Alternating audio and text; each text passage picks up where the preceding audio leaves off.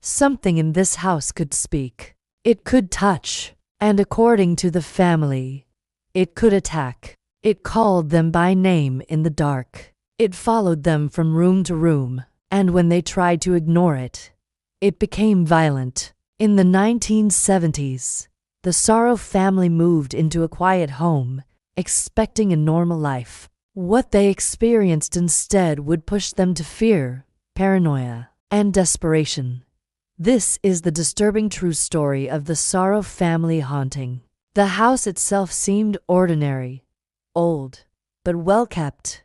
Nothing about it suggested danger. No warnings, no dark reputation. But from the moment the family settled in, the atmosphere changed. It was a subtle shift at first, a feeling of being unwelcome in their own home. The air grew heavy in certain rooms, and a strange silence would fall over the house. A quiet that felt loud and oppressive. They tried to brush it off as just the quirks of an old building, the natural creaks and groans of a house settling. But they would soon learn that the sounds in their home were anything but natural. It started small. Footsteps at night when everyone was in bed. Soft knocks from inside the walls, as if someone were tapping from the other side. Lights would turn on and off by themselves, sometimes flickering wildly before going dark. Objects vanished from where they were left, only to reappear in different rooms, often in plain sight. The family felt watched. It wasn't an imagined sensation. It felt like a real, physical observation. They would walk into a room and feel a pair of unseen eyes following their every move. The children began complaining of whispers just outside their bedroom doors late at night. The family tried to find logical explanations, checking for faulty wiring or drafts, but they found nothing.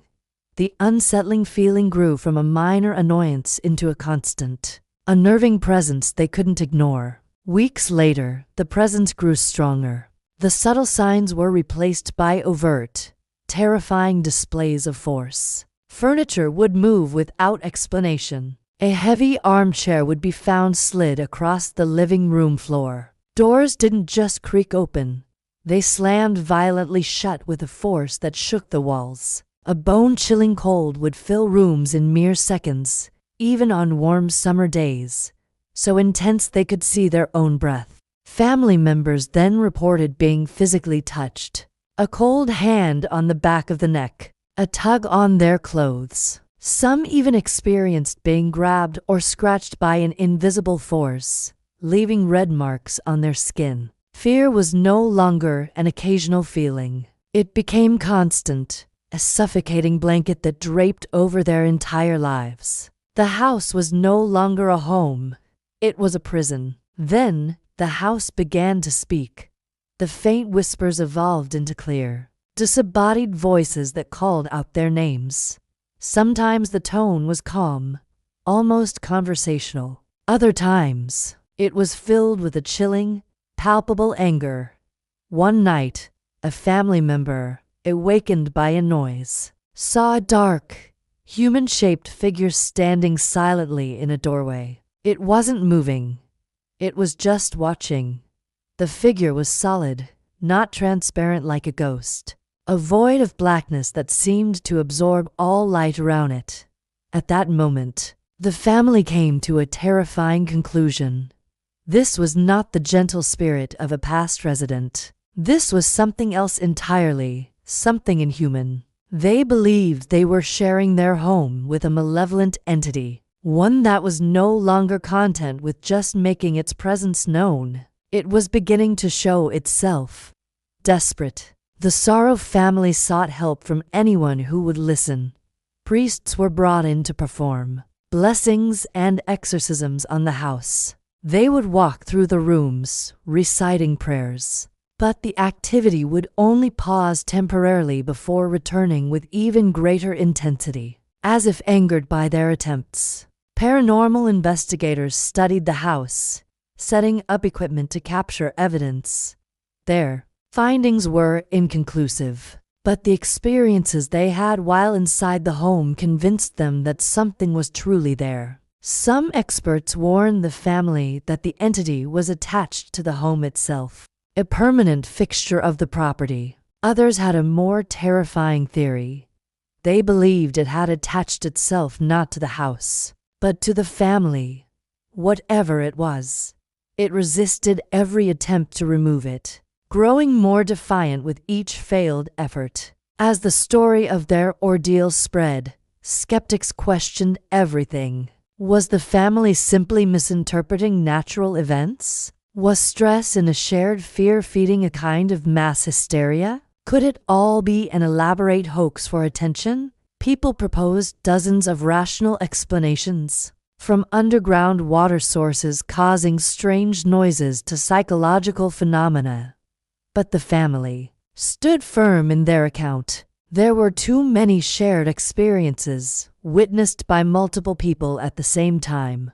The consistency in the activity, from the moving objects to the disembodied voices, was too precise, and the sheer level of terror they lived with every single day felt too real to be a coincidence or a fabrication. For the Sarros, the scratches on their skin and the slammed doors weren't products of their imagination. They were their terrifying reality, eventually living in a constant state of siege. The Sarro family made the only choice they felt they had left. They abandoned the house. They packed what they could and fled, leaving behind the place that had once been their dream home, now turned into their worst nightmare. Only then, once they were far away from the property, did the relentless activity finally stop. The voices went silent, the physical attacks ceased, but the fear didn't. The trauma of what they had endured lingered long after they left. They believed the entity remained in the house, dormant, just waiting for the next unsuspecting family to move in. Their escape was not a victory, but a retreat, leaving the darkness to claim the home for itself. The Sarro family haunting remains one of the most unsettling and least understood paranormal cases on record. A house that watched, a presence that spoke, and a family who barely escaped with their lives and their sanity. Was it a genuine encounter with a malevolent, non-human entity? Or was it something the mind created under extreme pressure? The evidence is only what the family reported, leaving us to wonder. You decide. If you want more true haunting cases, real paranormal files, and stories that blur the line between reality and fear, subscribe to Nightmare Case Files, because some horrors don't stay in the dark.